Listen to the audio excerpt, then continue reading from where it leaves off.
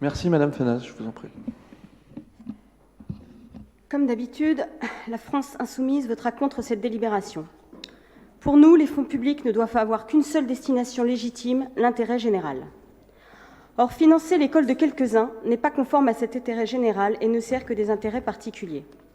Qu'il existe des écoles privées confessionnelles concurrentes à l'école publique de la République est une chose, mais que la collectivité les finance en est une autre, surtout quand l'État, au nom des économies de budget, n'assume plus complètement sa mission fondamentale d'éducation nationale. Notre constat, la laïcité est en danger.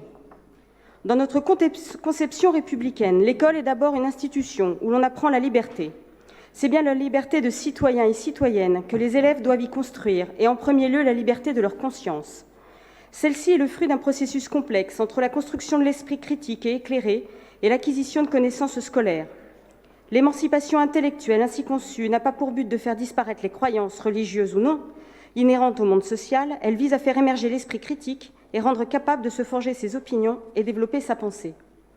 J'en profite ici pour rappeler une chose à celles et ceux qui cachent leur racisme derrière la laïcité. Parmi toutes les religions qui bénéficient d'un financement public, ce n'est pas la religion musulmane qui coûte cher à la société, mais l'Église catholique qui bénéficie de ces fonds dans 98% des cas. Pour 2020, ce sera pire. En effet, grâce à M. Blanquer, les communes devront également verser une contribution aux écoles maternelles privées sous contrat.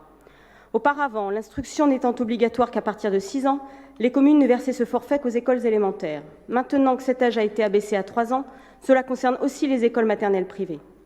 Cette instruction obligatoire à 3 ans est surtout un affichage, puisque 98% des enfants concernés y sont déjà scolarisés.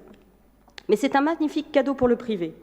On estime que cette mesure coûtera au total au moins 100 millions par an, peut-être 150, qui seront versés aux communes qui devront faire face à ces nouvelles dépenses de fonctionnement scolaire. Sur cette somme, la moitié au moins correspondra à la prise en charge par les communes des écoles maternelles privées et ira aux écoles privées. Pour la France insoumise, il est urgent de mettre fin à ce détournement de fonds publics attribués à l'enseignement confessionnel et de favoriser ceux et celles qui choisissent les outils collectifs de l'école publique. Merci.